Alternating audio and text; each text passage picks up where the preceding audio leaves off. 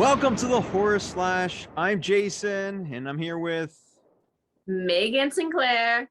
How's it going? Good. How are you doing? I'm good. We've got a really full show, so we'll get right into it. But I just want to introduce. We're going to have Andre Gower, who was the leader of the Monster Squad. He's joining us. We're going to talk some cool stuff with him. Then we've got a new segment today. It's all about your hand right there. Okay, so we got a new segment today. We got a new Horror Slash cast member, and the segment is Spookies B-Movies, and you're going to want to watch this one. This one is going to be fun. She is really, really cool, and we'll get more on that later. And finally, of course, we got Sassy Sledgehammer joining us, and we had homework, her and I had to come through with my surprise for her, and I have. And she had to watch the film Clue, and it was actually one of our poll questions. Will she like it? The reason being is Clue is my favorite film of all time, and she had never seen it. So I'm actually pumped about that, but we're going to have to wait on that right now. You ready to bring Andre in? I'm ready. Bring him in. Let's do it. Bring him out. Cool. So let's see what the leader of the Monster Squad has to say. There he is. Hello. How's it going? Hi. Pretty good. How are you guys doing? I'm pretty good. Andre, thanks for joining us. I like your setup. You were on it. You got some purples. You got some Wolfman's got Nards. Yeah, we're, a little, it's fun. You grew up around lights and you like to work with light. Yeah. Exactly. Andre doesn't mess around. Just trying to make myself not look pasty and old. I have the same problem. I get washed out very easily. I look like paper sometimes. I'm good. I don't have that problem, but I've got plenty of other problems. If it makes you guys feel any better. Must be nice to be perfect, Jason. Yeah, I got problems. Like I said, I'm open about it. Andre, last time we were talking, we had a really, really great conversation about everything Monster Squad. We're gonna dive right back into that again. Megan's dying to ask you a few questions, but we signed off on that interview, and then a few months later, we almost lost you. So yeah. So you had a heart attack. And before we even talk about anything else, I kind of want to know about that because, you and I are kind of close in age, and right. Those things rattle you, right? So why don't you tell us a little bit about what happened, if you're willing to, of course. Totally. That's sort of kind of the new the new conversation. Instead of shamelessly promoting documentaries and go see Wolfman, Yeah. Digitally download Wolfman's Got Nards. So we get that out of the way. It wasn't too much longer after we talked the first time, right? I believe on the morning of July 3rd, I was playing tennis and started feeling a little wonky. And ironically, what was weird is, 2 or 3 times this last, past year that I've been playing tennis, my blood sugar kind of crashed, or I got dehydrated, and it can happen. And so you got to take a break and you feel good, and you bite on a banana or eat some Gatorade and you're good. I thought that's what this was for the first few minutes. Yeah.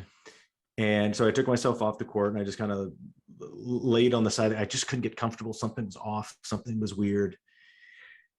And it just didn't get any better. And it started to get a little worse. And my hands and feet were tingly. I was seeing kind of some weird colors if I'd shut my eye. It was just really weird. And I finally kind of felt a little better and sat up. And my buddy Mike, who I was with, was they kept hitting and checking on me every minute or so. And at one point he came over and said, "You feel better? You jump back in." And I said, "I'm actually sitting here trying to determine if I'm having a heart attack or not." Oh, wow. And he got focused very quickly and came over, and my good buddy used to be an EMT back in the days, and used to volunteer at the hospital and work with the fire department, stuff like that. It's just kind of like a hobby. And that's how cool this guy is. Yeah, I was kidding. he was like, all right, you're not looking better. And he was trying to, just kind of get kind of like a pulse and just kind of feel if I was racing or low. And he was like, you have nothing. He's like, we're out of here. He finally got the leads on me to get an EKG going. That dude came back in the room and looked at the monitor and stopped cold and his jaw dropped. And I went, oh shit. Oh God. That's And not a good feeling. no, I did not like the expression on his face. And I knew I was in trouble. And he said, okay, you can't stay here. I've got to get you out of here. Then he just started, kind of barking orders to, kind of the nursing team. And you are actively having a heart attack right now. And I'm getting you out of here. I was having a STEMI. That ER team worked on me for, 10 or 12 minutes. And the cath lab team was there waiting. And so the cath lab team, the next thing I'm getting all these other lines in me, other meds, readings, and it's just the pace is crazy. And I'm flying down a hallway and you just see that the proverbial fluorescent lights flying because you can only look up. And I'm like, oh man, this is okay, this is happening. And next thing I know, I'm in the cath lab, and it's a big the catheterization lab in the surgical suite, and I'm transferring tables, and they're talking to me, and I got someone talking on this ear, and like this guy's checking over here, and a guy's shaving my hip area. And I'm like, and I even asked, I was like, is there any chance we do this through the wrist? And they're like, that's not happening today, because you can do this through the wrist, but it's not an emergent situation. Oh, wow. And he goes, no, this is happening. I was like, oh crap. And then he's in there in the next few minutes, and he's working inside your heart, through the wires through your leg. But apparently what happened, my right coronary artery ruptured. Oh, And wow. Apparently, and if new info comes to find out, then we find out it's different, then I will update. But when you have a rupture, your body reacts by clotting. And the clot grew so large that it shut off that artery completely. So the thing that was forming to kind of help save you was killing you. Then it was over. And it seems flippant and weird and kind of like, oh, okay, it's over now. But what had happened, he'd gone in there, and he had to go in there with the cath and the angio cath and open up the blockage to start blood flow. But then the blood clot broke free and released, so he had to go chase that. Are you serious? It's like a video game. Yes. And after the fact, when he was showing me the video, he's like, and this is the blood I had to go. And I remember 15 minutes earlier when that happened, because the room tone changed and he had to switch gears, because that clot could have gone and gotten me again somewhere deeper in my heart, or gotten loose and gone elsewhere. And so that was crazy. And then they got that out. And then apparently they didn't tell me this at the time, but I read it in the record. I went into VTAC, which is ventricular tachycardia, which you either fix by shocking or with meds. And they chose to fix it with some meds, and it worked. So my heart settled down, because it's going through this just crazy ordeal, and it just starts wigging out apparently. And and so they fixed that, and then a few minutes later it's over. And it's just sort of the aftermath. It's just going through this weird, like when you wake up from like just a really disturbing dream in your body, you don't know what to do, and you're like, okay, what's going on? Did I dream that? Did that just happen? And then the kind of surgical nurse, like he showed me the clot like on a piece of gauze. Really? And I was like, that's rad. Oh my God. And I was like, I don't collect coronary clot. Like, is that a good one? Like, I'm not an arbiter. Can I put it in a jar? So I said, is that a good one? Did I do good? He goes, dude, this is a pretty big clot. And I was like, oh, okay. So we got it, and we're good. Like, I got in here in time. And he said, oh, you got in this room with about 10 minutes to go. Wow. It was, like I said, a massive amount of experience in a very short amount of time. And I'm feeling good enough at this point, and tests look good for now. That I can start going out and like doing stuff. So I'm actually traveling in October. Okay. and doing some appearances. So Good. I'm like, I'm not Good. going to wait around a year and like, let's go. Yeah. This is what I enjoy. This is fun. This will be helpful. For sure. This will be an activity. It's probably going to wear my ass out, but like my October is like, my dance card is full in October. Really? So, but let's lighten the mood a little bit. Let's go way back to before we had to worry about all these health problems. Back to 1987 for the Monster Squad, the iconic movie that has made you a rock star even decades later. I was saying how much of a fan of this movie I was right from the get-go. I didn't have to wait for it to come around. I was there. I was that age. I was like, I had my Monster Squad cards made out and everything like that. So I was on board. I love this film. And Megan, why don't you talk to him about it? All right, so I didn't grow up seeing Monster Squad. I actually didn't watch it until probably like 4 years ago. And mind you, like I was out in California. I was doing the whole industry thing, makeup. Like I fucking love monsters. Yeah. So it was weird. And I didn't have a love for monsters until very late in life, unfortunately. So when I watched it for the first time, I was like, this shit holds up. And so it was really funny because my ex, he was a huge fan of it. He's the one that showed it to me. So it was kind of cool seeing like one person that grew up with it, like way back in the day when it was totally like on brand with what was going on at the time. And then me watching it and be like, this shit still holds up, like no problem. So I thought that was really fun. It's just something that like when I have kids, I can show it to my kids and they're gonna be like, whoa, monsters, So I thought it was I loved it. Yeah. I don't know. I just love anything that's horror, but also comedy. Like it's just two things that go so well together, which you don't expect to go well together. No doubt. And it's, I want to touch on your, it's a deeper point that you actually made that you may not be aware that you did connect with is, and we're only kind of really finding this out in the last couple of years, and as more and more people bring it up. But yeah, you just saw it as an adult recently, and it should be campy and lame and doesn't hold up. And it's like, oh wow, they made movies really bad back in those days. But there's something about, and I think it was unplanned, but a combination of the genres, of the styles, of the stories, of the characters, of how the characters interacted with each other, how like Sean and Phoebe interact with their parents, the situations that were going on in this movie, the overall themes, the overall messages, all the stuff where now I think people write stuff and try to hit those marks. I think they were just making a fun script back in, the day when Fred and Shane wrote it, and unbeknownst to them, hit all of these marks. On the technical aspect, we're saying like the monster, the creature, effects of it were in this transition period of these guys recreating how creatures are built, not only the aesthetic, but also the physical manufacturing and creation of these things. And that changed the game in the late 80s, early 90s. And it affects the industry all the way to today. What was the set life like on that movie? Because like every kid that loves monsters, that's a dream job, right? And every adult that watches it and wishes that that set life, that making that film would be like a dream job.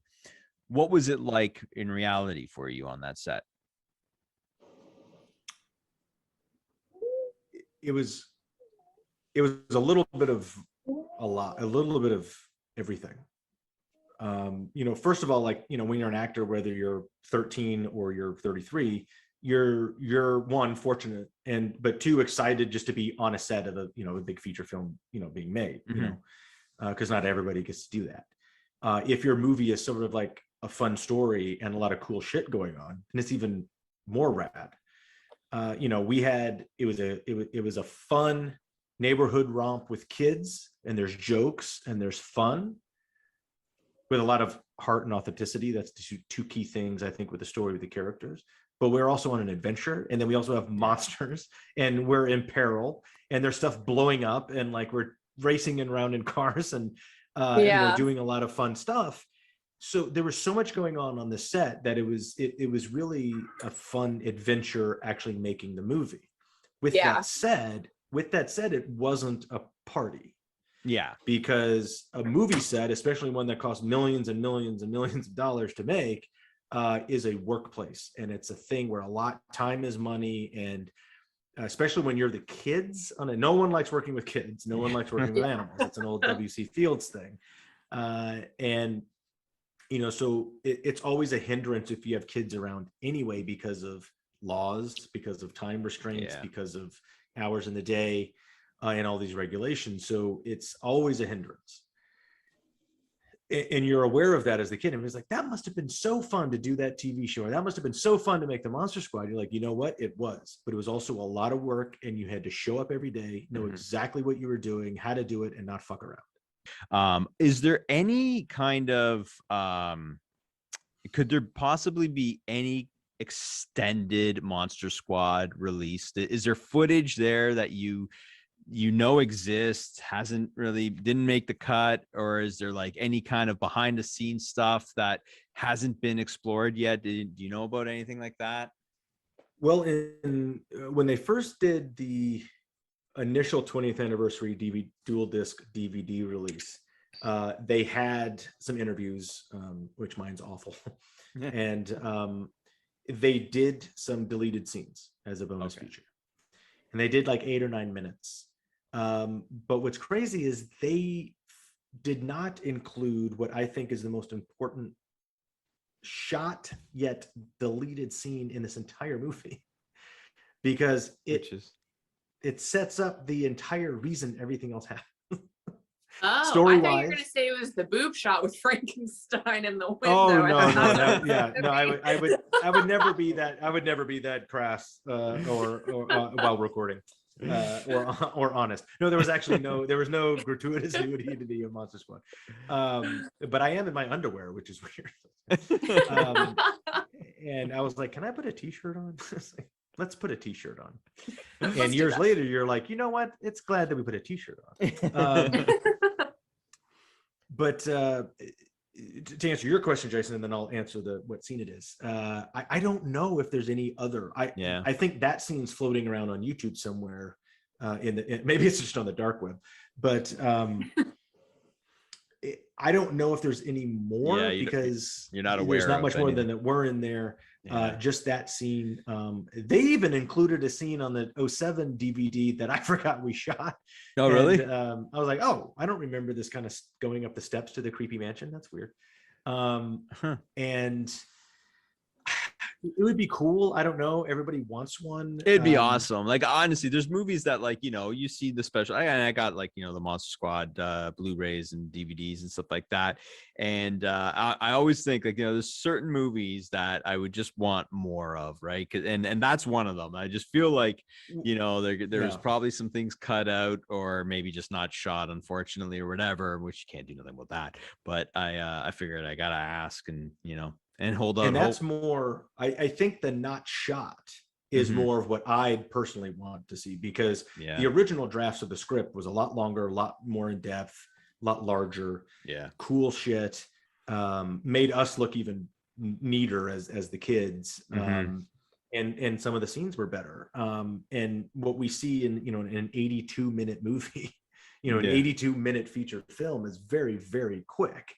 You could use 7 more minutes, and it does move around 90, and you'd be like, whoa, and it's still good. But there were some things that we didn't shoot, and some of them were not only germane to the story, but I think important, and also cool because my character was in some of them that just never got shot. But to answer your question about the most important scene that is not in the movie, that I think is in the story, that actually was shot, just I don't know why they didn't keep it, is in the cold open, back in 1887, where Van Helsing and his band of freedom fighters are battling the forces of evil in a forest. Now, little backstory: in Shane's original draft in Transylvania in 1887, there's it's like in a marine invasion. There's like 100 warships and like 2,000 guys getting off and invading this land and having this giant epic Lord of the Rings battle, you know, in the forest near the coast. And then they fight their way to Dracula's castle, and, you know, hunting him and go through the whole, you know, do the and there were zeppelins in the air, like guys were rappelling from zeppelins and shit. I was like, oh, this is really cool. The entire budget of the movie would have been eaten up in that first sequence. So they cut it down and it was just, okay, these guys going down, you know, like a cobblestone road near a castle. But if you know the monster sword and you have the amulet, you know, you have, at a certain amount of time, you can open up limbo and, you know, all evil will be sucked in and held for 100 years, right? Well, our movie opens with a crawl, you know, not unlike Star Wars, but, you know, we open up with a, you know, with a crawl, and, you know, it says, you know, this band of freedom fighters fight Dracula, the force of evil, and they blew it. Yeah. You know, everybody knows the they blew it part. Well, then we open up, it's cold open, it's 1887. See an old guy, limbo opens up, the young German girl gets sucked into the vortex, but we don't, and then it goes broop, and it's with us in the principal's office. Yeah. No one knows how they blew it. Yeah. No one gets it. And how they blew it, and it's this gorgeous scene. And it's kind of 2 different sequences or 3 different sequences. And my lament, as I always lament about missing pages of script that got rewritten or just yanked, or scenes that we shot that got deleted, or scenes that never even got shot. Most good movies or stories, but definitely Shane Black and Fred Decker written scripts, are a series of setups and payoffs. There's a setup and then you get a payoff. It doesn't come right away. It may be inside Act 1 or a scene, or it may get set up in Act 1 and not paid off until the end of Act 3. And good movies do that because it keeps you going. It gives you what you want to set up and you kind of go on this ride. And that's very Fred and Shane-esque if you watch all of their stuff. And Monster Squad's script was a series of setups and payoffs. The movie we get is a whole bunch of setups that you never get the payoff, and a lot of payoffs that you don't know are payoffs because you didn't get the setup. And I always lament that as a kid that was in the movie because I saw what was there on the page. And there's 2 main things. And the main sequence that I think of as most important is explains how they blew it, but also explains a ton more story-wise, and is also an amazing setup to a great setup for Ryan Lambert, Rudy at the end. And what it is when Van Helsing's guys are battling, you know, this group of minions, they're chasing Dracula through the forest, and they catch him, and they snake him. And they throw Duncan up against this tree, and he's like, and there's this great photo that I have a production still, but it's behind Jack Gwillem, the guy that played Van Helsing, is from behind his shoulder. And Duncan's just got this look on his face because he's got a stake in his chest and this mallet is getting ready to just drive it home. It's a wonderful still photo, and it's a great scene. So they stake Dracula, they throw his corpse in a wagon, and then they go up to do this, read the spell and open up limbo. They leave a guy to guard the body of Dracula by a campfire. And I call him like our red shirt. Like he's the guy that gets, you know, and as he's sitting there guarding this body of Dracula, vampire brides come out of the mist towards him, and he's like, oh shit. And the first one, he pulls out his crossbow and goes thump, gets her. Okay. The second one's closer. He's like, oh shit. He grabs a stake and stakes her, and she goes down. The third one is on him and choking him, and he's about to go down, and he's flailing around. His hand finds a stake. He grabs it and kills her. And he's like, I did it. But as we all know in vampire lore, when you unstake a vampire, they come back to life. And the stake that he flailed around and found was the one that was in Dracula in the wagon. And so he sits there and relishing in his win of killing these 3 vampire brides.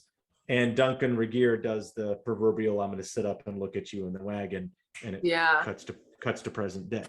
Oh, wow. That's how they blew it. They staked him, but he got away. Wow. They still did the limbo thing, but Dracula escapes. I definitely want to talk about Wolfman's Got Nards because last time we talked, I hadn't seen it. I think I was in the mail, and I think I got it like a day after or 2 days. I'm like, damn it. But anyway, so I watched it, and it wasn't what I expected. I thought it was going to be kind of more just like behind the scenes and stuff and which it had obviously, but this was like a rock tour of the Monster Squad cast. You guys were going around from theater to theater and being celebrated, and it was really, really cool. I thought it was really, really well put together. I hadn't seen anything like that before for a film. I appreciate that. Thank you. And I didn't make this movie by myself. There's a team, a small team, but a team of awesome people that really brought all of what we had thought should and could and needed to be in here, and how do we do that, led by my man Henry McComas, and Wes Caldwell and Aaron Kunkel and Shane Patterson, and even just production people like Eric Lukowski and Jen Off, and the executives at Pilgrim Media Group that were my studio partners on this. But I had this small team of production people, and led by Henry, and it was Henry and I that kind of really wanted to find a unique way to do exactly what we were aiming to do. And to hear you say, one, that it wasn't what we were expecting, that's a win. Yeah. And it was good. To also, come at it with, because there's so much there. And this doc is jam-packed with a lot of stuff. And we had to find, and there's stuff that's not in it that you really thought should be in it. Yeah. Some great interviews and some great stories. And as Henry was editing this thing over, time, what we had changed about 5 or 6 times, completely, fundamentally, the whole thing changed. Yeah. Because we'd get a different experience at an event, or we'd get a different interview that just kind of changed the whole paradigm. And we knew we had, I knew we were lucky being able to get the Alamo Drafthouse 30th anniversary tour on camera, because I had set that up with the Alamo and brought Ashley and Ryan with us in 17 cities, in 17 days. Unfortunately, so it was really like a rock tour. But we realized, and I took my crew with me, and we documented all of that. And a lot of people thought that it was just going to be a companion piece to like a 4K restored release. And some studios actually that were looking at distributing it were actually talking about that. We're like, if that's the only way this movie gets out, fine. However, this is a standalone documentary, because it's not just Monster Squad. This is about how something like a movie, insert said whatever movie you want in here, how it can impact and affect people and change their lives in some way, shape, or form, whether it's professionally, emotionally, or just enjoyment based. It was perfect for a Monster Squad fan, and again, you kind of tapped on the nerve. You got a knack for tapping on the nerve with this property, so you gotta keep it going somehow. Got to get those treatments into the right hands. Yeah, we didn't know in 2006 if anybody was going to come to that reunion screening, and they sold out 2 shows on Easter Saturday, and then launched this whole thing. And what's crazy is a year later, we were at our first convention, and they announced that a DVD was coming out, and that's where we did the interviews. Was in Cherry Hill, New Jersey at Monster Mania. And fast forward, that was 2007. So I don't know, do the math. It's 2021 now. I am 14. Ryan Lambert, myself, Ashley Bank, who played Phoebe, Duncan, and a couple of them, we're all returning to Philadelphia to do Monster Mania next month. Oh, that's cool. That's exciting. And this is, years later, even though we've done, dozens and dozens of conventions and appearances, we're going back to the first one that we ever did. That's awesome. And, this is crazy. It seems like 100 years after the fact that we're still talking about this movie. So we are going to wrap it up. But before I do, this is like kind of like the cool thing about doing some of the stuff that I do. And I kind of, so you had just had your heart attack, and I got so we did this on the Slices podcast. I interviewed you, and you had mentioned something about a deleted scene, which had Dustin Diamond, who played Screech in Saved by the Bell. And at that time, he had just really passed. I think that week he had passed. And And so that interview was just on YouTube for the longest time, and you had your heart attack. And about like a day or two later, I wake up in the morning, I see this long comment on YouTube, and it's from Dustin Diamond's father. And it was all about, and I don't think he knew that you had suffered a heart attack. It was just a real sweet note, basically saying how good you were to him and how great the experience was working with you for his son. And it was a real just note that came out of nowhere. And so I passed it on to you. I figured at the time maybe you could you can use a little bit of positivity. And I thought that was a really, really cool moment. And yeah, I did too. I was blown away by that his dad, even remembered that, or would take the time to write that note to you. Mm-hmm. And then I appreciate you, forwarding that, because that's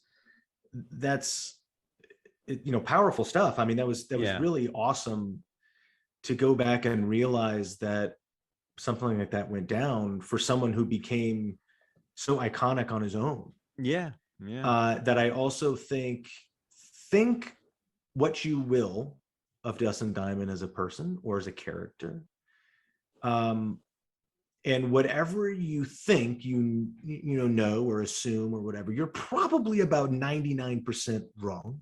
Because you don't know, it's not just Dustin, it's anybody. You don't know them, you don't understand. Mm-hmm. Was Dustin quirky? Absolutely. That's what made him stand out. And he became this iconic character that other people made him be, and he took it on his own and owned it, and became this worldwide iconic character that people just like to clown. A lot of the response that someone like Dustin Diamond got was shit. Was crap. People did not understand, it's very easy to, drag someone, as all the kids say now, drag somebody on Facebook or, on a YouTube comment, and you don't know this person. You don't know what you would do if you were in their shoes or had that career. I wish it turned out different for Dustin. That note that you sent to me was amazing. And I don't know how to, respond except for just trying to do more of the same thing. If you be get good to people, right? And I don't even remember being different to Dustin. He was there for a day. And school was just a new kid. It was like, it was like, whoa, this is a different kid. Like, he had a different look and he had this energy. And I was like, thinking back on it, you're like, watch out for this kid. I can totally tell why he became a worldwide icon. Well, honestly, you made an impact on him, his life, his parents, and that's pretty awesome. You can't ask for better than that. And obviously, you've made an impact on so many Monster Squad fans over the years, and you made an impact on me and Megan. And honestly, Andre, we just want to wish you like extended good health. And thank you so much for being on this podcast, on the show. Well, it is.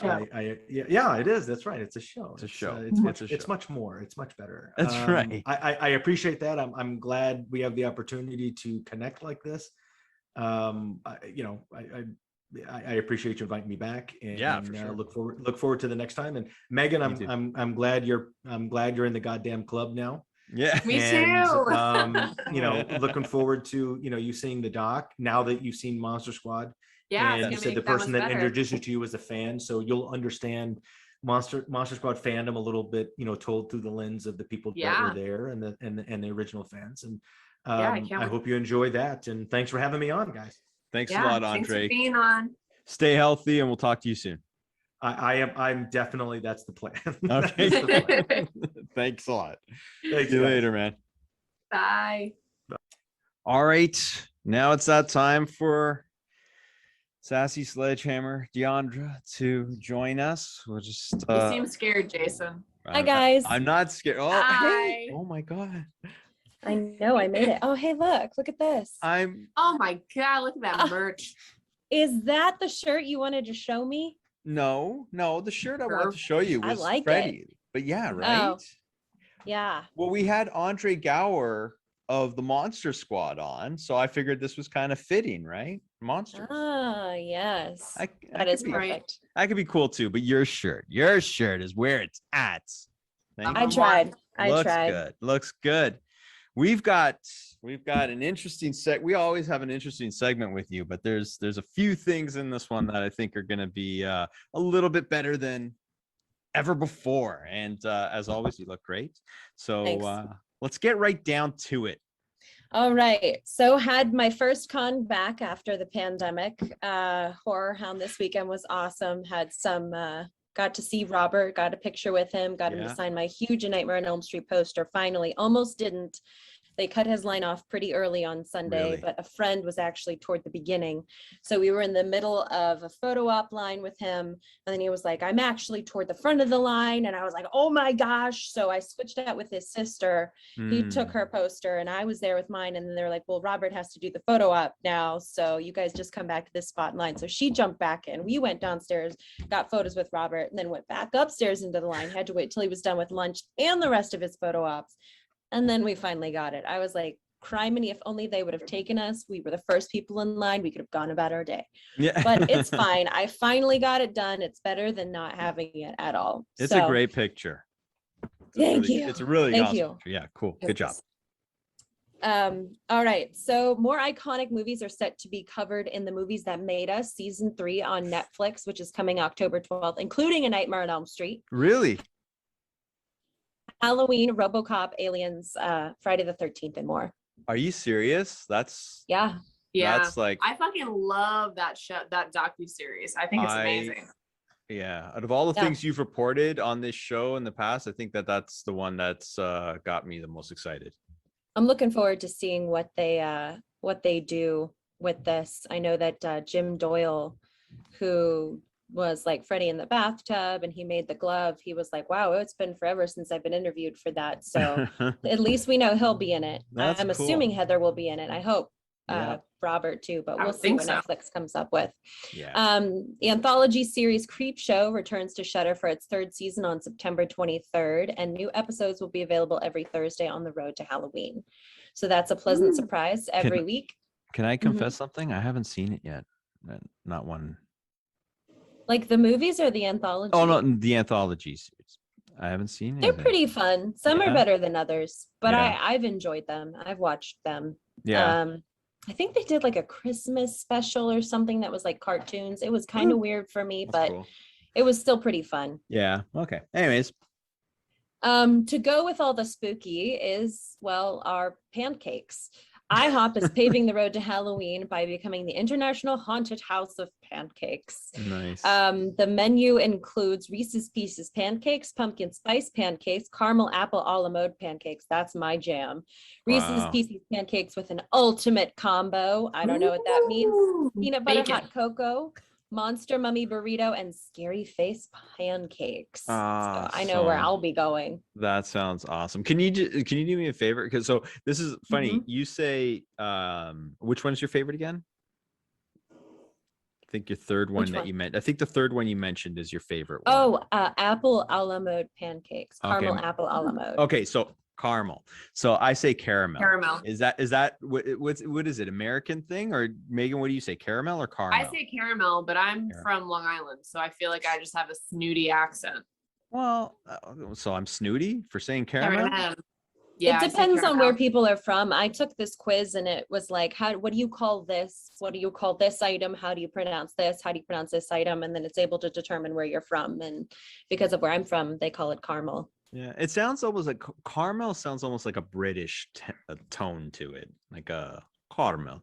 But anyway, all right. Sorry. I like it. Sorry. However you pronounce it, it is my weakness. Okay. From producer Sam Raimi and director David Yarovsky from Brightburn comes Netflix's Nightbooks, a kid-friendly gateway horror film headed to Netflix on September 15th. So that will actually be tomorrow. So I will watch that. Nice. For everybody else who's seeing this episode on Friday, that is already out. So check it out if you haven't already.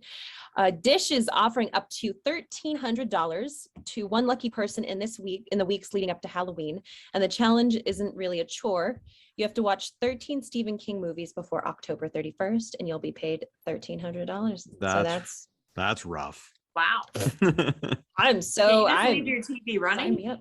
Yeah. That's awesome. See, I don't know how they would track that. What can homework be like? I know exactly. What can homework be like that, right? Yeah. Pay me to watch horror movies. Educate yourself. Yeah. That's pretty cool. It's the opposite, Jason. Yeah, I know.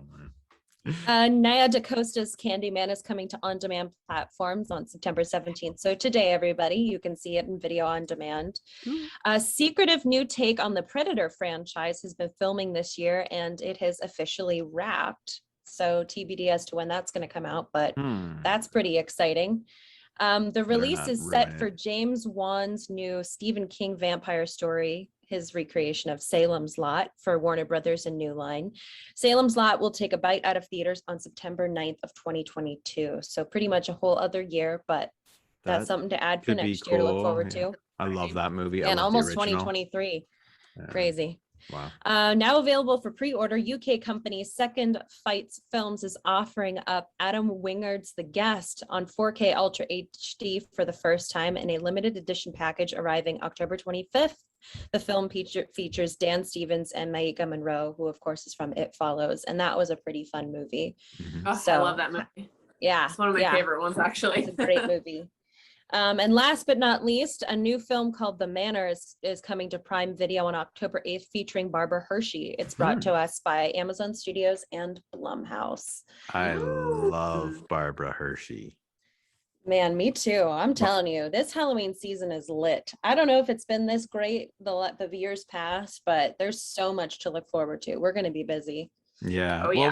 with streaming, right? Like, I mean, there's just so much now. Like, I don't even know how, like, if anybody can keep up with it, it's you, but I don't know how people can keep up with it. So, I don't know. Yeah.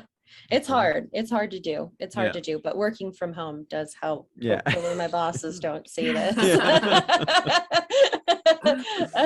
Anywho. Let me know if you want me to edit that out.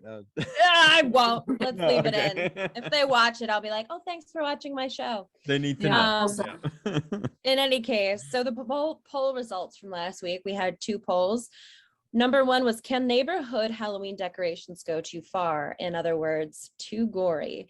On Twitter, 66% said no and 34% said yes.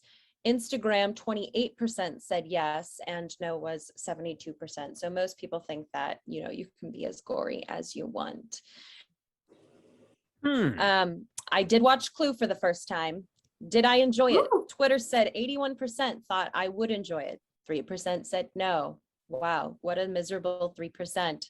16% of the people thought I would be middle of the road. Instagram, 93% said yes and 7% said no.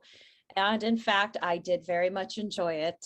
I pretty much guessed who was going to be the person in the end, because it's like, I've heard that when I watched Twin Peaks, people thought, you know, they kept asking me, who do you think is going to be the killer of Laura Palmer? Who do you think? And I guessed it like the second episode, because you just have to think like a filmmaker, like what's kind of a shock, who doesn't seem like the obvious choice, whatever it might be.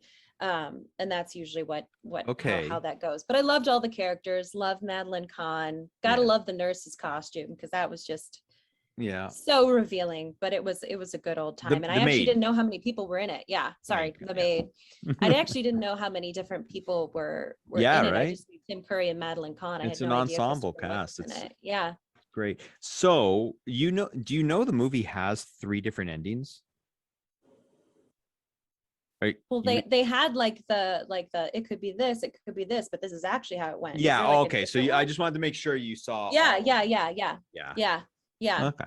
Yeah, because when I first saw the film, again, as back to what I said a couple of weeks ago, I didn't like it. Now it's my favorite film of all time. When I first saw the film, it was on TV, and it was Mrs. Peacock that killed.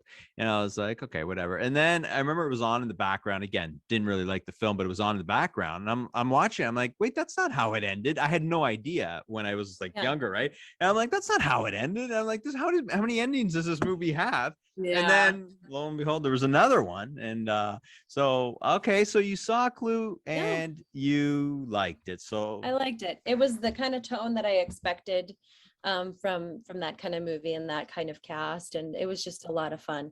that's awesome. So I'm good happy. time.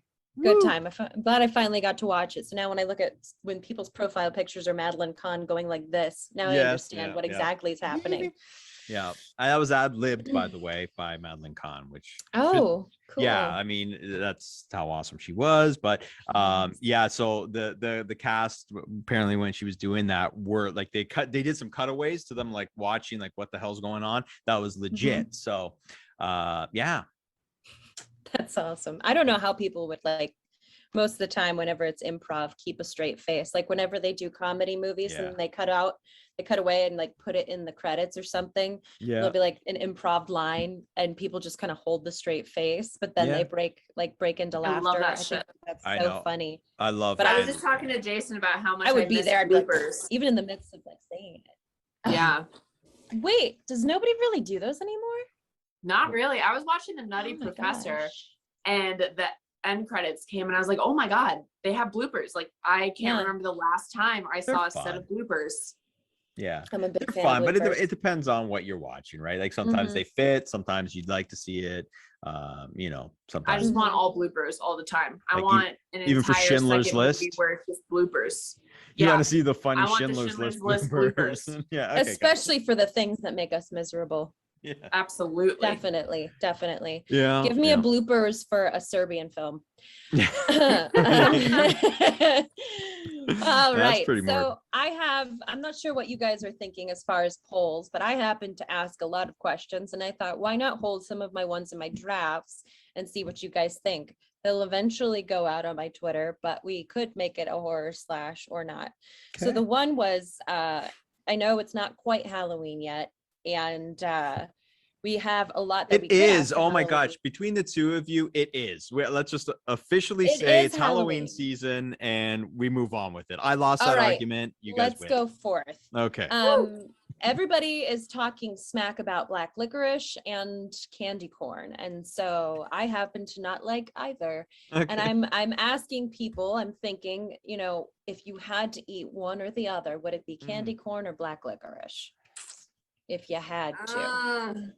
Yeah. They both give me a stomach ache just thinking about it, but I overdid the Jaeger in college, so I'm gonna go with candy corn. Because if I eat the black licorice, I'm just gonna vomit. I think, but there's people that love black licorice. They That's love not it, me. right? No, I know, Yeah. I know. It's not you. And in Sweden, apparently they put salt on it. It's supposed to be pretty good.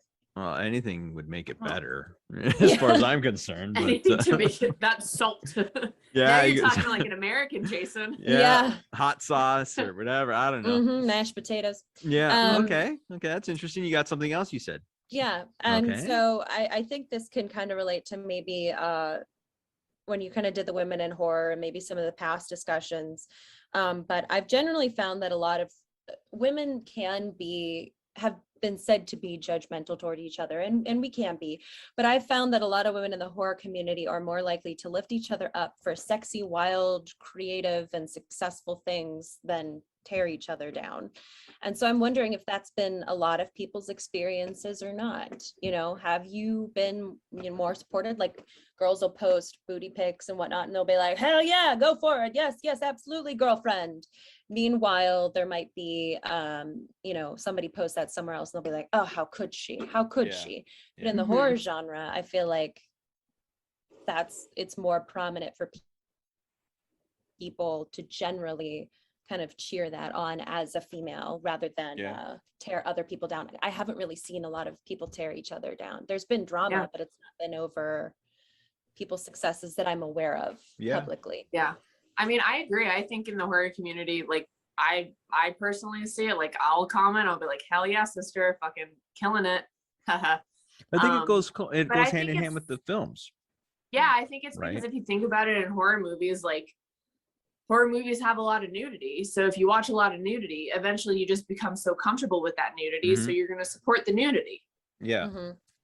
I mean, you kind of look at it even almost from like the most iconic female image in horror, Elvira. And I mean, no one, well, I'm sure back in the day there was, but like, I mean, women nowadays love her, like, and love what she did and love that whole thing. You don't really find horror women really frowning on Elvira's shtick. You know what I mean? Like it's pretty celebrated.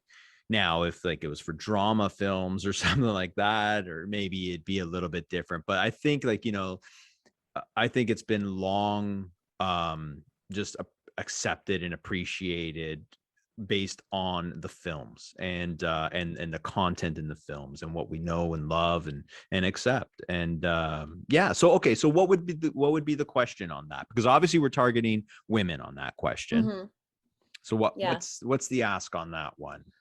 I mean, I think it would kind of be hard to also exclude men, but I think it's more of like has the horror community been more supportive of, like, have you seen women in the horror genre be more supportive of other women, their successes, maybe owning their sexuality, whatever, something along those lines? Because those are the two big things that I'm seeing. And I'm sure, we could even make it about sexuality, even just kind of narrowing it down, because there's a possibility that there could be people not championing as much with, given it's the entertainment industry, and people might be kind of jealous and whatnot back and forth. So we could either make it inclusive, or we could narrow it down to like sexuality. We can make it as women and their successes and owning, or just sexuality kind of thing. Okay, so here's my question. I like where you're going with it all. I just think we need to kind of find a little bit of a hook on it, because I think the three of us were all pretty unanimous about what we thought, right? I think that that's going to be the consensus. I think we kind of know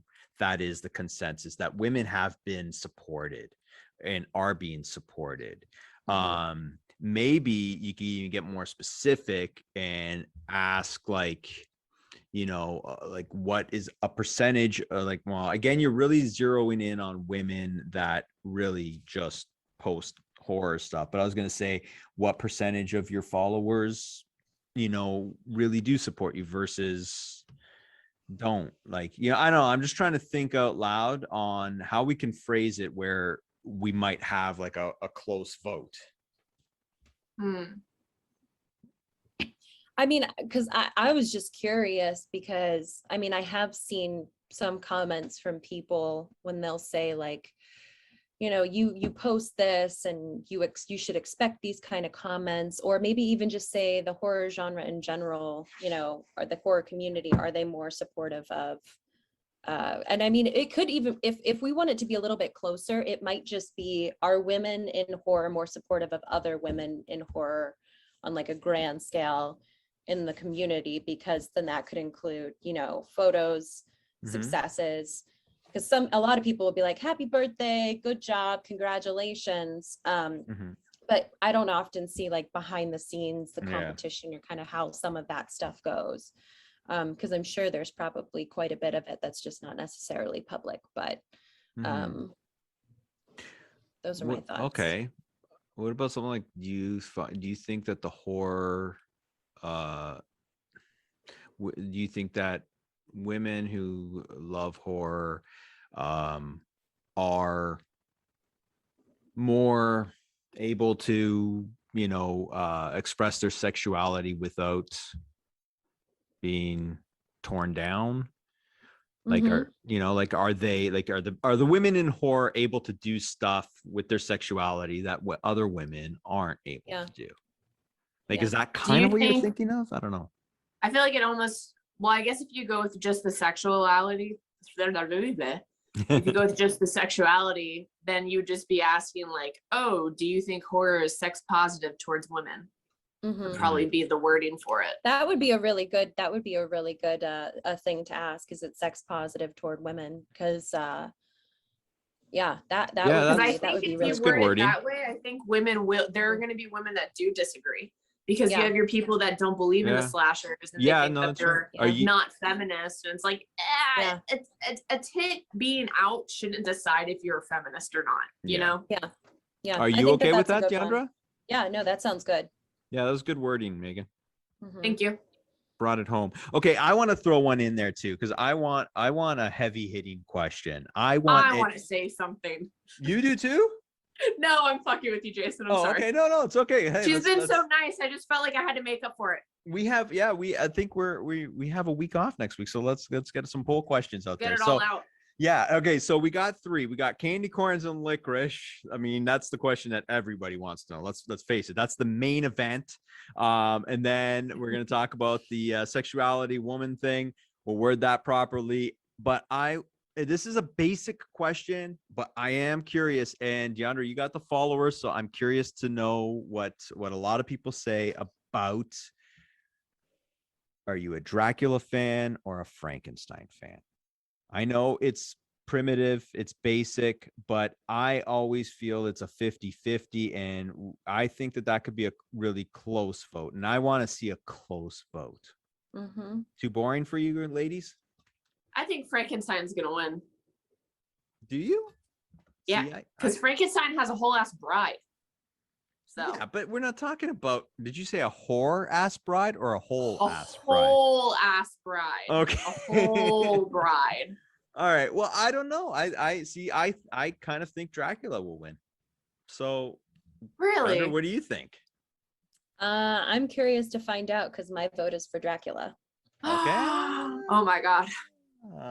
Okay. So like I think we need to put this one out there. Yep. I think it's Okay. it's an age-old question. Put it in the cloud. They were the OGs, right? So Yeah. we No, got. they are. I agree. So we got. Now I'm okay. really curious. Okay. Yeah. Right. So we'll have 3 questions out there, and that's that'll be awesome. So we're also going to be starting to promote our horror/costume contest. So how this is gonna work is you're gonna post a picture, tag the horror/, use the hashtag horror/costume contest, and everybody that does that will automatically be entered, and we will judge the staff, the cast of horror/, we will judge the top 3, and we will have the winner of this contest on our show, on our Halloween episode, and hopefully they will be in costume. They better be in costume. I don't want them on here unless they are in costume. They better be on that winning costume. They have to bring their winning costume and wear that. on. Okay. All right. Okay. So And I'm just saying, I think eventually we should do one where people are allowed to enter their animals. knew that was coming. All right. Eventually, Probably. you go maybe wear me down on that one, but They have let's start. costumes for guinea pigs now. So there's a lot of potential out there. Okay. So I'm excited about this because I think there's a lot of talented people out there that are going to have a chance to come on our show. And I mean, who doesn't want to be on the Horror Slash show, right? Seriously. I was waiting for it. I was expecting There it. it I was is. expecting it from Megan, but oh. And I Please have put the gun down, okay? Yeah. I'm doing my job. You don't have to hold it to my head anymore. yeah, we got that kind of a payroll on the Horror Slash. We got people coming to your house. So now, I mean, after that, I'm gonna give you your surprise. So this is okay. So this is a work in progress, but I am pretty proud of this. I think that we have a new member of the Horror Slash family, and I would like to introduce her. It's Sassy Sledgehammer here. Oh my God, she's. I think she looks great. You Right? put lips on a sledgehammer. I did. So hang on, let me look at. I This did. feels I kind of wrong. did your Cute. hair. Look, I did your hair. Like how What do you do with that thing? You do that. So it's a Seriously. sledgehammer, and it's Mhm. and it's so It's sassy. sassy. It's So- adorable. I've already taken some pictures with her. She's very easy to work with. Jason. I'll admit she's a little stiff, but Is she gonna replace me? Is that what you're telling me? Have I no, been this- recast? This is an homage to you. You know what she's missing though? She doesn't have the sunglasses, the shady sunglasses. She needs I know, those. but I wanted to bring out I the don't like it. look at her. Look at it. She's so. I don't want to. I'm nervous. Oh my God, she's like. Where do you get the sledgehammer? So, okay, funny enough, and again, the sledgehammer itself is a work in progress, so I'm gonna make it better. But so I got it at Spirit. Truth be told is I have a sledgehammer. It's actually right there. I'm looking at it right now, and I was gonna use it, but it's a real sledgehammer. The damn thing is like 57 pounds, and I wasn't gonna be able to, I would have. Did you modify that one? This one? Yeah. Well, I Yeah. painted it. Yeah. I'm not done painting. You can Because I bought the same one because I Yeah. have a sledgehammer that somebody made me, and the hammer part is too big. So I bought the same one from Spirit Halloween, and I'm gonna repaint so it. I just kind of painted that's it, smart. and yeah, she's gonna be looks part of the great. show. I like it. Is she gonna sit in the corner? I think we'll bring her on from time to time. I'm gonna have different outfits for her. Man. Yeah. She's gonna. I'm gonna work with the hair. I got to be honest. This was I had I had bad hair day, and but we'll worry about that as the show goes on. But yes, I just wanted to introduce Sassy Sledgehammer to you because this is a tribute to you, and That is ridiculous. I but think it's- thank you. that's what I love do. it. I do slightly ridiculous terrified. very well. I do ridiculous very well. I gotta say, it looks better like when I In look at it person? in person. Yeah, I'm looking Is at it on it? the screen, and it's pretty ridiculous. But I love it. And I don't know. I feel like it's pretty damn close. There we go. Yeah, right there. That's the angle. the angle. I gotta fix it. The wig was a little big. We gotta get a better wig, but Hey, the bigger the hair, the closer to God. Exactly. Everybody believes in. Exactly. so I'm gonna put her. Actually, no, I'm gonna keep her to the end Great of the segment. crafting, Jason. Yes. Well, listen, I tried. I really tried. But anyway, it's gonna get better. It's man, you're gonna wait. Yeah. I can't wait. Yeah. That's it. That's all I got. Seems great. Seems great. All right. That's all, folks. And listen, I That's did arts all. and crafts this week. You It did. took a You lot. did. You All think- right. I think it was Thank easy. you. Oh, there's Aw. a cat. Oh my gosh. She said, I don't want to be here right now. No, thank you. You jumped up. I told you I was busy. Classic. All right. Well, thank you for all your horror work, and we got some I do what polls I to can. get to, and Yep. and we'll be talking soon. Sounds good. All right. All Bye, right. guys. Bye. Bye. No, Scary. I like it though. I think it's really funny. I think you liked It's it gonna better grow than on her. me. It's gonna grow on me. I like All right. it. Thank you, Megan. Thank you. I got you. I don't think Diandra was too big a fan, but maybe that could be a poll question.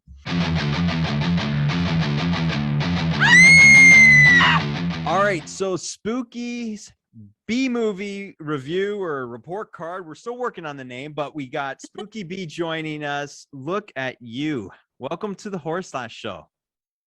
Hi, it's so good to be here. Wow. You look fabulous. A little beat up, but fabulous nonetheless. That is Yeah, got a little awesome. burnt. So we got Mary Lou here, right? Yeah, Wow, Mary yeah, Lou. Mary Look- Lou Maloney. Mary Lou Maloney. So I'm going to explain this segment. Basically, we're going to be throwing it over to you, and you're going to be reviewing, grading old 80s slasher films, and we're not talking about like the typical Fridays and Nightmares and stuff. We're digging deep with you. And what do we have on our show today? What movie? Prom Night 2. Hello, Mary Lou. Woo. So I mean it's not super rare. But I do think it is a little bit. It's obviously not Nightmare on Elm Street or Friday the 13th. Yeah. And there needs to be some more love for Mary Lou. So we need to talk about her. Well, let's do it. All right. Okay, so first category is characters. I loved the characters in this movie. They're so 80s. It's unreal.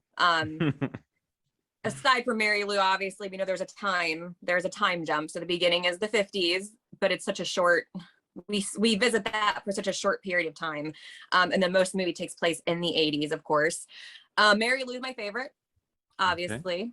She's an amazing villain. And then I also love the character of Josh. And if any of you guys go back and revisit that movie, I want you to keep in mind, keep Jamie Kennedy and Scream in the back of your mind whenever you see Josh, because there's so many parallels. It's unreal. Like, they just remind me so much of each other, and I hope I'm not the only one that thinks that. I think you guys all agree. Gotta go back and watch it now. Oh, yes. Darn.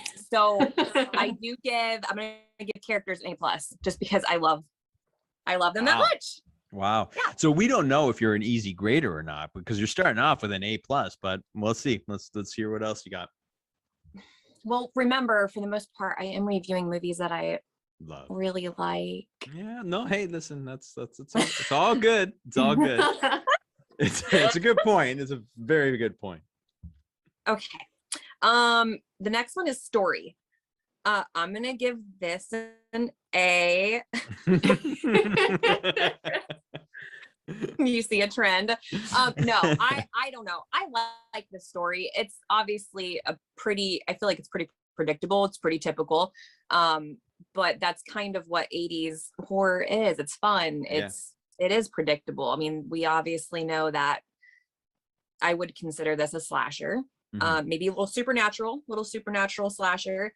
So overall, I found it enjoyable. I love the story. I like the revenge aspect. So yeah, I'm gonna give that an A. Cool. The next category is the killer. Okay. So the killer obviously is Mary Lou, and I'm gonna give her a B+. Okay. Even though I do love her because she's a queen bitch, but my problem is I don't think we've seen enough of her. Oh, okay. Okay. Yeah. Okay, that's a fair grading. Yeah, because I mean, like Vicky ends up kind of taking over, or Mary Lou ends up taking over Vicky, and I like Vicky, I do, but I wanted to see more of Mary Lou. Yeah, I hear you. Good. Yeah. Okay. No, that's a fair assessment. Next category is kills. So for the kills, I'm gonna give this an A-. Okay. No, listen, don't be ashamed of your A's. So you're switching it up. Yeah, no. I know, I'm trying. I'm adding a minus and a plus. And, but the kills seriously are really, really cool. I don't know if I should give spoilers. I'm assuming a lot of people have seen this movie. Yeah, it's 30+ years old. You can give spoilers. Okay. Well, I don't want to give away too much, but their art room scene and the prom scene are my favorite. Prom scene's a little Carrie. Yeah, definitely. Little Carrie ripoff-ish. But there's some pretty cool death scenes. Okay, do you have a favorite death? I'm calling for the spoiler report. Do you have a favorite death in this? I mean, probably Mary Lou burning alive. It's so fucked up. Her skin's so gross. And I like, when I was doing this is really quick. So I was really hoping that I had this, it's like a burn goo that you can put on your wounds. I don't know what it's called. I don't know if you guys know what it's called, but it's some really cool FX makeup. So I like cheated and used petroleum jelly to make it kind of like shiny. It looks Listen, we're appreciative of this effort for sure. Yeah, we're loving it. Yeah. Awesome. Okay, so Mary Lou's death's my favorite, A-. Okay. The settings an A+ because I love it. It's it reminded me a lot of Nightmare on Elm Street 4. Yeah, okay. Because I noticed like a lot of those later 80s movies, I really like, it has like almost like this hazy, dreamy quality. I don't know if it's the way they filmed a lot of the movies in the later 80s, but if you go back and like watch, there's a couple of scenes in Nightmare on Elm Street 4, which obviously I'm going off topic here a little bit, but it just has like this, I don't know, it's just like this dreamy this dreamy like quality almost. Cool. And I love that. And I also like the school, Hamilton High. I love that high school. Yeah. I love school movies in general, like when they take place in school, high school. So I agree with that. I like that. And then for me, setting is like honestly such a pivotal thing for me in films. Massive. It's like, yeah, it's so underappreciated, because if it's a really good one, sometimes you don't realize it. You just accept it and you just like it. But then when it's, when a film kind of is just like in a warehouse, or, just something kind of drab or whatever, it just doesn't connect, or, it really affects the film. So I'm all for the high school stuff. I think that's always fun. yeah, always a good movie, especially for scary ones. Okay, so the next category is music, which if you know me, music is super, super, super important. And not just the soundtrack, but the score. Yeah. The score itself, that just makes or breaks an entire movie's mood for me. So on this one, I'm going to give it a C. Just because, yeah, I know. See, Megan? Whoa. She's What? No, I'm just saying. I was like, I wasn't bullying her. She's legit. She's okay. So C. I did. It's got some 50s hits, of course, in the beginning, because it takes place in 1957. But then after that, the music just kind of, I don't know. There's not much to it, not much to the score. Yeah. So yeah, that's probably my lowest grade so far, guys. Wow. I know. It's got to happen. It can't be. It's not a perfect film, right? So Yeah. Don't feel too bad. Right. All right. Nudity. So nudity. I had a hard time grading, which we talked about, Jason. I'm gonna give it a B-, because there's not a lot happening. There's not a lot of nudity. There's one major nude scene though, and it's kind of cool. It's necessary for the movie, I think. I like the way it was done. But that's it. That's all there is to it. Yeah, I hear you. Cool. So is that it? Yeah, I mean, I was going to give you my favorite quote.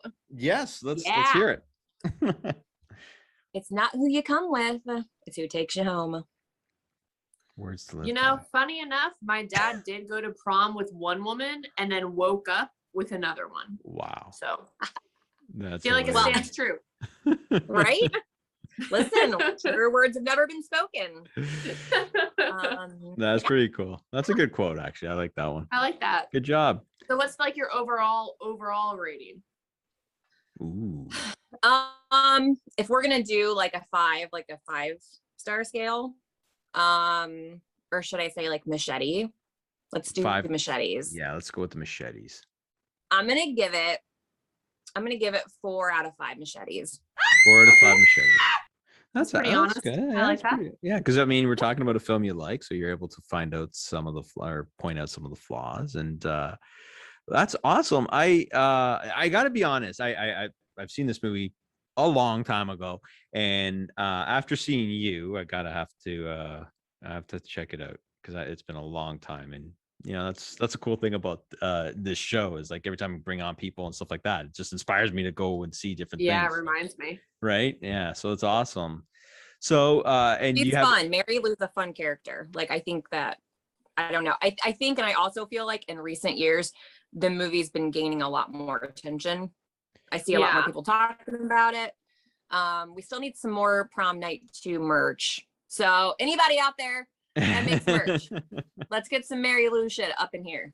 Come on. I agree. Her secret agenda is revealed. Get it in there. She's Awesome. all about the merch. So did you get everything out? Or is there more? I think so. I don't know if we were gonna run back. I forgot the director and shit. You know what? That says it all right there. Yeah, I mean, I don't even know what else he did. If anybody else knows, the movie was directed by Bruce Pittman. I don't know. Bruce Pittman? Yeah. Wait, what? No, I don't know. No, I'm just Oh, Jesus, Jason. Good acting, eh? Wow, amazing. I was like, wait, what else did he do? Yeah. That shit. Directed Die Hard. I do my research. All right. No, that's awesome. Thank you so much. That was wicked. So we were talking because we're going to probably do a couple of films next time, or maybe we'll see how it goes. And one of the options that we were talking about is you having one of your favorites and then watching something new for the first time back in the day. So we'll see if we get work up to that, because then we might see some hard grades if it wastes your time, right? Yeah. But Oh, I'm excited. but I honestly, like, this was a great thing having you on this show and having you join this show. We're welcome and thank you so much. And yeah, and you're gonna help us judge our Halloween contest, our costume contest. And yeah, look, so it's all if you enter yourself though, you're gonna beat everyone. So just keep that in mind. You can't win if you're all these people are gonna try. They're like, ah. Didn't think I'd have to put that. I know I'm gonna get all these, like, because Megan does makeup and stuff like that, and so I'm gonna have to make a stipulation that hosts can't win. I'll just come on with a sweet mustache. That'd be okay. There you go. I'll ventilate one of my mustaches. There you go. So thank you so much for being on the show. We're gonna have you on periodically, and yeah, that's about it. It's so exciting. We should have you rate like movies that we like from like back in the 80s that are like off brand. Oh, totally. And see how you feel about lists. It. Yeah. That'd be fun. I like that a lot. Yeah. Throw some ideas at me. Because I have a little list of movies that I'm tossing around that I'm thinking about doing, and the movies that I've never seen, I really want to definitely do one that I've never seen. And if anybody watching has suggestions for you, throw them in the comment section. Yeah, and we'll put Spooky B to work in a good way. Thank you so much for joining us, and we'll talk to you soon. Thank you. All right, see you guys. Bye. There we go. So fun. So many new people. Oh my god. That was pretty cool. She told me that, to expect the unexpected, and I love it. She looks great. Yeah, that'll be a fun segment. Every time that she comes on the screen, we'll be like, woo. All right, so thank you, Andre Gower, for being on the show. Thank you, Diandra. Thank you, Sassy Sledgehammer. I don't condone this. Oh, come on. You were on my side for like 5 minutes. Now it's over. You can't have it when Diandra's not here, though. Oh, I was just saying thank you. You're right. Okay. Yeah. You're right. Okay. But that was just a thank you. I don't want to. Yeah. Okay. I got to defend my girl. And of course, thank you to Spooky B for her Prom Night 2 Hello Mary Lou review. Thanks, Megan, for joining us. And yeah, do you have any parting words? Not really. I don't know. I can't believe that you're just now letting us dive into Halloween. Like, I think as soon as pumpkin spice is available, it's fucking Halloween time. Okay, I don't know how you do it in Canada, but in America, the pumpkin spice is out. The spooks are out. It's, you know what? I was just pacing us, but there was no holding you ladies back. So I'm giving in, but I'm also there now. I feel like the air is getting crisp, and I'm feeling not in Florida, but I've been in Halloween mode for about 2 months. That's good. I love that though. So I'm getting there. So by the next show, I'll be full on Halloween, and we'll have the contests hopefully in motion. And yeah, the build up for Halloween starts now. Hell yeah. Okay, I'm Jason Pellegra. This is Megan Sinclair. Thank you for joining us on the Horror Slash show. We'll see you soon. Bye. Unless you die. Whoa.